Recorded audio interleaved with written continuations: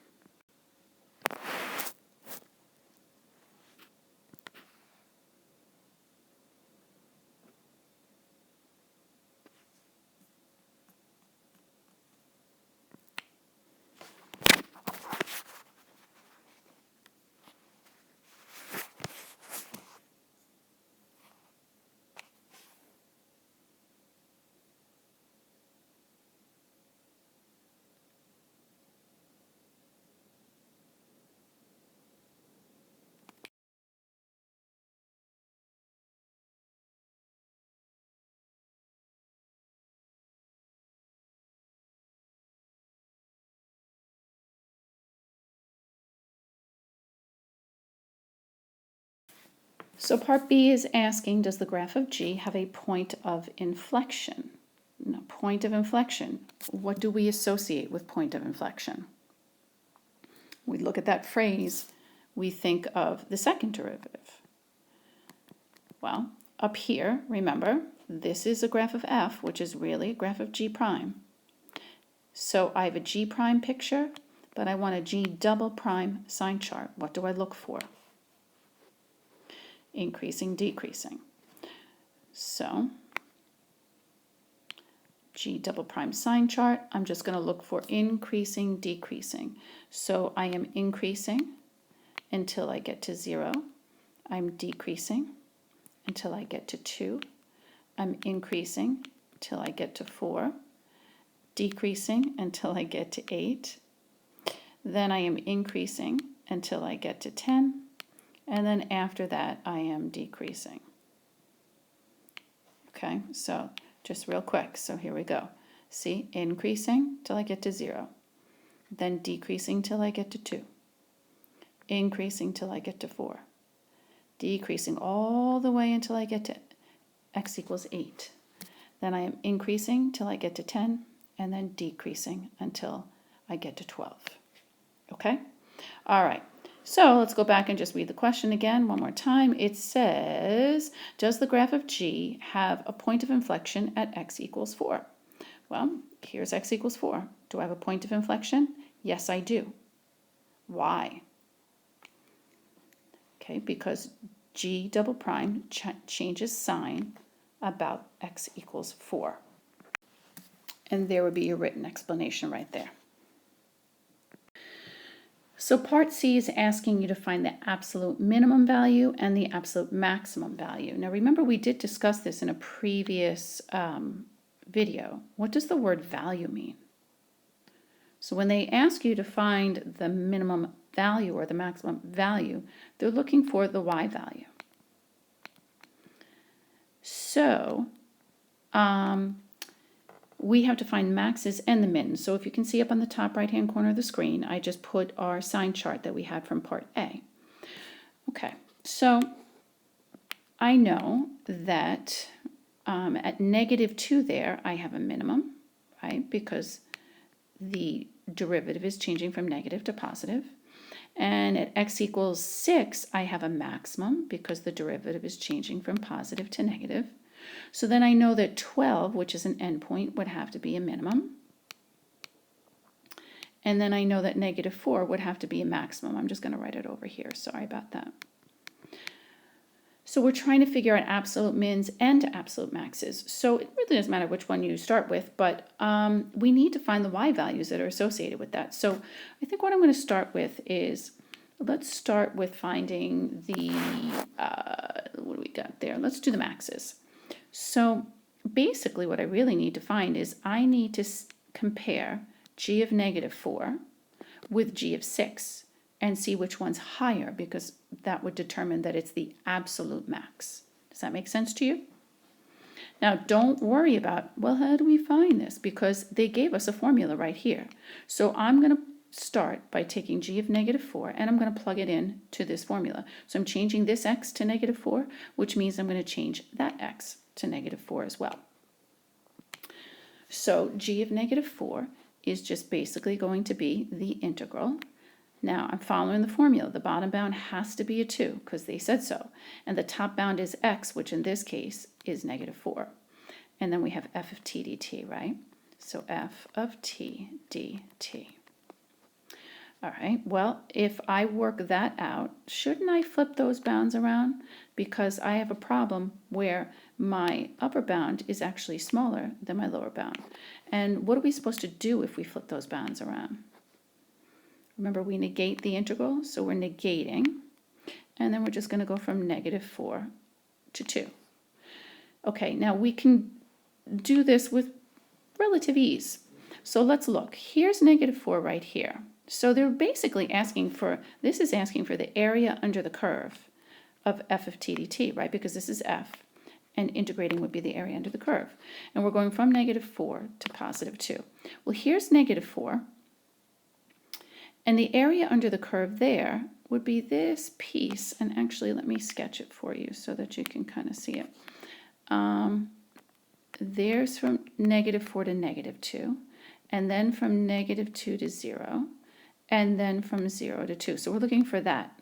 But don't you see, let's try to make our lives easier here, guys. Don't you see that this area here and this area here are the same, except one is negative and the other one is positive. So won't those cancel each other out and just give you 0? So I don't even need to find the area of those triangles. I'm just going to find the area of this little one, and that's my answer. Get it? So let's just do it. Now don't forget, though, that we have a negative, and the reason why we have that negative is because we flipped the bounds. So that's where this negative is coming from. Okay, the triangle is above the x-axis, but again, because we flipped the bounds, we've got that negative. All right, so then we're just going to do 1/2 base times height. Go ahead, stop me, figure it out. All right, so you should have gotten -4. So then we know that g of -4 is -4. So now we just have to do the same thing again for g of, what, +6? So we are going to integrate from 2 to +6 of f of t dt. We're going to do the same exact thing. So I'm going to look from 2 to 6. So 2 to 6 would just be that triangle right there. Okay, so we're just going to find the area of that triangle. Why don't you go ahead and do that? Pause me, figure it out, tell me what you get. Okay, so you should have gotten 8. Now remember, we are determining what is the absolute maximum value. We're looking for a maximum. So which one of these is more max? I'm hoping that you're saying that it's 8. Okay, so the absolute maximum value would be 8. All right, now we're going to do the same thing with the minimums. So no different. So what do we have for our minimums? So we're going to be doing g of -2. And eventually we're going to be doing g of 12 also, but let's just do one at a time. Same formula, 2, -2, f of t dt. Okay, do you see a problem? What's that problem? Here we go again. So we're going to flip, so my answer here is going to get negated. Okay? All right. So that means I'm going to have negative, and I'm going to find the area from -2 to +2, which would be this space right here that I'm kind of going over in yellow. So find the area of that and tell me what you end up getting. All right, so your answer should be -8. It was a +8, but again, because we flipped those bounds, it will be negative. All right, now let's do the same thing with g of 12. So you are going to integrate from 2 to 12, f of t dt, and let's just look and see what we have here. I'll do it in green. So we're going from 2 all the way to 12. Well, look at this triangle and this triangle. I don't even have to do anything. Those are going to cancel each other out. So you're just finding the area of this triangle right here. Okay, pause me, see what you get. And you should get -4. Now remember, the reason why it's negative is not because we flipped any bounds in our integral, but look at the location of this triangle. It's underneath that x-axis, so that's why we have a negative. Now we're going for the absolute minimum value here. So if you look, my absolute minimum value is -8 because -8 is smaller than -4. There you go. All right, this last part is a tricky question. I'm not going to lie here, but we're going to take it nice and slow. So this is what I just want to start out with doing. I'm going to go from left to right, and I'm going to find the area of each section underneath, between the curve and the x-axis. So if I'm looking first right here at this area of that little triangle there, I'm going to do 1/2 base times height, but remember it's underneath the x-axis, so that means it'll be negative, right? So this little space in here is -4. -4. Then the next area that I'm going to do, and there's a reason why I'm doing this, just bear with me, is I'm going to take the area of this triangle in here. So 1/2 base times height, it will be positive because it is above the x-axis. So that will be 8. This one will be 8. This one will be -8 because it's below the x-axis. And this last one out here is -4. It mimics the one all the way on the far left. Okay. Now, it says from -4 to 12, find all the intervals for which g of x is less than or equal to 0. So in other words, equal to 0 or negative. Okay, less than 0 would be negative, right? All right, now, if you go back and look at your part C answer, I want to show you something. If you look at your part C answer, tell me, well, you're not going to tell me because you can't talk to me, but if you go back and you look at your part C answer, for g of -2, you got -8, correct? Okay, so here's where the very slow explanation comes in, and I hope you follow. So if we start on the left here, you see here, now, hold on a second. Let me just go back one more second. And before I start pointing things out, remember this is a graph of f, but it's also the graph of g prime, right? But this is referring to g. So then g is, when we talk about in relationship to g prime, wouldn't g be the area under the curve of g prime? I'll say that again. This is a graph of g prime. They're talking about g. So g is the area under this curve.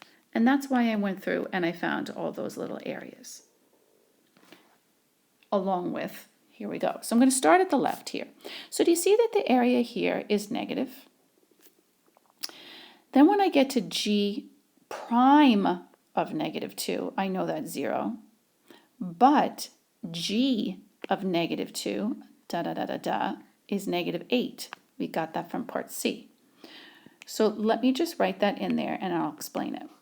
So right here, I know that g prime of -2 is 0, but I know that g of -2 is -8.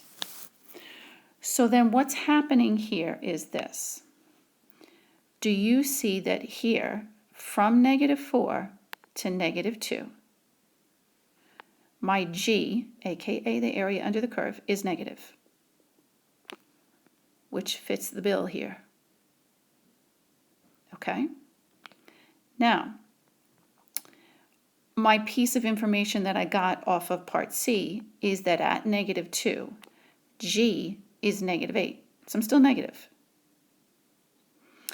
Now, if I start moving along to the next area, do you see that this area here is +8?